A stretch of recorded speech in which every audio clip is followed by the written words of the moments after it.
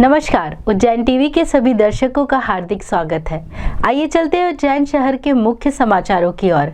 73वें गणतंत्र दिवस के मुख्य समारोह की तैयारियां पूर्ण हो चुकी हैं। कलेक्टर व एसपी ने किया रिहर्सल परेड का अवलोकन। 26 जनवरी को दशहरा मैदान पर आयोजित होने वाले गणतंत्र दिवस के मुख्य समारोह की तैयारियां पूर्ण हो चुकी हैं। कलेक्टर आशीष सिंह व पुलिस अधीक्षक सत्येंद्र कुमार शुक्ल ने परेड का निरीक्षण किया। सशस्त्र बल द्वारा हर्ष फायर किए गए।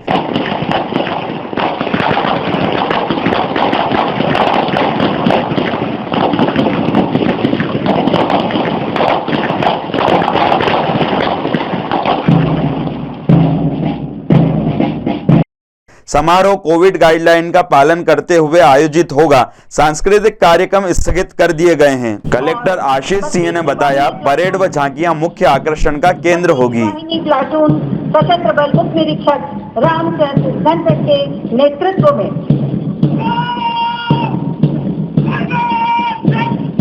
जिला पुलिस बल का प्लाटून नंबर 2 उप निरीक्षक प्रवेश यादव के नेतृत्व में शनै शनै मंच की ओर बढ़ रहा है।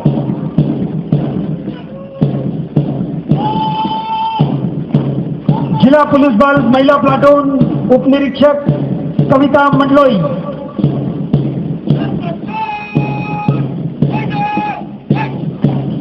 और यह होमगार्ड का प्लाटून कमांडर उप निरीक्षक पुष्पेंद्र त्यागी। देखिए, इस बार गणतंत्र दिवस पर जो निर्देश आए हैं और कोरोना की तीसरी लहर को देखते हुए थोड़े लिमिटेड स्वरूप में इसका आयोजन किया जाना है और इसके तहत सांस्कृतिक कार्यक्रमों का आयोजन नहीं किया जाना है। लेकिन बाकी जो चीजें रहती हैं, जिसमें परेड शामिल है, झांकियां शामिल है, वो सारी की सारी अपने भव्य स्वरूप में निकाली जाएंगी। और आज हमारे एसपी साहब के द्वारा फुल रिहर्सल जो थी परेड की, उसका अवलोकन किया गया है और सारी हमारी तैयारियां पूर्ण है। तो गणतंत्र दिवस को बहुत धूमधाम से हम लोग कोविड गाइडलाइंस का पालन करते हुए इसको मनाएंगे। स्वतंत्रता संग्राम सेनानी अमृतलाल अमृत का सोमवार तड़के निधन हो गया। मुख्यमंत्री ने ट्वीट कर दी श्रद्धांजलि। स्वतंत्रता संग्राम सेनानी अमृतलाल अमृत का सोमवार तड़के 4:30 पर निधन हो गया। वह 99 वर्ष के थे। गार्ड ऑफ ऑनर के बाद उनकी अंतिम यात्रा सेठी नगर स्थित उनके निवास से दोपहर 1 बजे निकली। चक्रतीर्थ पर अंतिम संस्कार किया गया।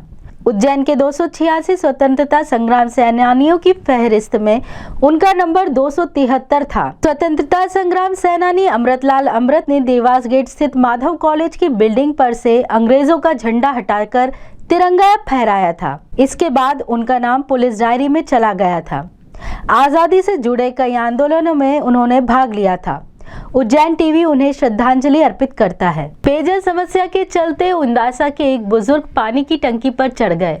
पीएचई के अधिकारियों के आश्वासन के बाद सुलझा मामला। उंडासा में रहने वाले बुजुर्ग रमेश चंद्र शर्मा गांव में पेयजल की समस्या को लेकर पानी की टंकी पर चढ़ गए।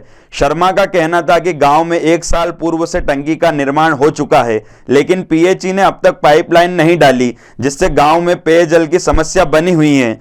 बुजुर्ग के टंकी पर चढ़ने की सूचना मिलने पर थाना प्रभारी जितेंद्र भास्कर व पीएचई के अधिकारी मौके पर पहुंचे और उन्हें समझाइश देकर नीचे उतारा। पीएचई के अधिकारियों ने 1 माह में समस्या दूर करने की बात कही है। आश्वासन मिलने के बाद बुजुर्ग रमेश चंद्र शर्मा ने कहा, उसका मामला यह है सर कि ये 2021 में जनवरी में इसका काम चालू हुआ था, लेकिन आज ये जनवरी वापस ही होगी, खत्म होने वाली जनवरी, लेकिन आज तक इसका निराकरण नहीं हुआ। कई बार यहाँ सामान रात को सुबह आता है और रात को ट्रैक्टर आता है तो भर के ले जाता है।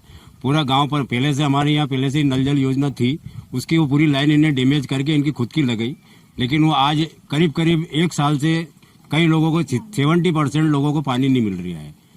तो मजबूरी में इनको हर तरह से हमने समझाया, सब कुछ करा, लेकिन ये इन पर कुछ जू नहीं रहेंगी। मेरे द्वारा 19/12/2021 को सीएम हेल्पलाइन पे भी शिकायत करी, लेकिन ये सब घोल के पी गए, उसको भी कुछ नहीं समझा इन्हें। आता है बोला शिकायत वापस ले लो, तो मैं इनके वापस लो जब तक काम नहीं होगा। आज मुझे मजबूरन, मतलब मेरे से नहीं बनती है, उसके बाद भी मुझे मजबूरन गांव के लिए, मेरे गांव के लिए, क्योंकि मेरा गांव मेरा परिवार है, तो उस हिसाब से मुझे आज चढ़ना पड़ा मजबूर। इस बाबत चीमनगंज थाना प्रभारी जितेंद्र भास्कर ने बताया, उंडासा में एक बुजुर्ग व्यक्ति टंकी पे चढ़ गए थे। उनका कहना था कि ग्राम पंचायत जो उंडासा है, उसका जो ग्राम उंडासा है, वहाँ पेयजल समस्या है। टंकी का निर्माण लगभग 1 साल से चल रहा है और हो गया है, लेकिन पानी की सप्लाई लाइन पीएचई के द्वारा नहीं की गई अभी तक। इस मांग को लेकर टंकी पे चढ़ गए थे। पीएचई के अधिकारी श्री जाटवा जी आए थे, उन्होंने आमने सामने बात करी। 1 माह के अंदर काम शुरू होने का बता दिया कि पेयजल सुविधा प्रारंभ कर दी जाएगी, तो वो वापस उतर आए थे। उनको मैं स्वयं ऊपर चढ़ के उतार के ले आया था। चिमनगंज थाना क्षेत्र की मंगल सागर कॉलोनी में सूना मकान देखकर चोरों ने वारदात को दिया अंजाम। पड़ोसियों ने पुलिस को सूचना दी। मंगल सागर कॉलोनी में रहने वाले लाड़ कुंवर सोनी परिवार सहित विवाह समारोह में सम्मिलित होने नासिक गए थे। सूना मकान देख चोरों ने वारदात को अंजाम दिया। मुख्य गेट का ताला तोड़कर बदमाश अंदर दाखिल हुए और अंदर अलमारी का ताला तोड़कर उसमें रखी 2 सोने की चेन, 2 अंगूठी, 1 पायल और 5000 रुपए नकदी ले गए। पड़ोसियों ने ताला टूटा देख पुलिस को सूचना दी। पुलिस ने सुराग ढूंढने के लिए डॉग सर्चिंग भी कराई। वहीं FSAL टीम द्वारा भी वारदात स्थल से फिंगरप्रिंट आदि जुटाए। चिमनगंज थाना प्रभारी जितेंद्र भास्कर ने बताया कि मकान मालिक से दूरभाष पर चर्चा होने के बाद प्रकरण दर्ज कर लिया गया है। यहाँ पे जो परिवार रहता है लाड़ कुंवर सोनी जी हैं, ये कल एक नासिक शादी में गए हुए हैं। तो कल शाम को चले गए थे और जब सुबह इनके आस पड़ोस वालों ने ताला टूटा देखा तो सूचना दी थी, तो आके हमने देखा है। फ़ोन पे संपर्क हुआ है तो 2 सोने की चेन, 2 अंगूठी, 1 पायल और 5000 रुपये नगद जाना बता रहे हैं। चोरी का अपराध पंजीबद्ध किया है, ढूंढने का प्रयास करेंगे। आवारा मवेशी से टकराकर दुपहिया वाहन से जा रही एक महिला व 2 पुरुष गंभीर रूप से घायल हो गए। जिला अस्पताल में चल रहा है उपचार। नागदा निवासी सुमेर सिंह चौहान मजदूरी करता है। वे अपने परिजन सविता व गोपाल के साथ इंदौर से नागदा जा रहा था।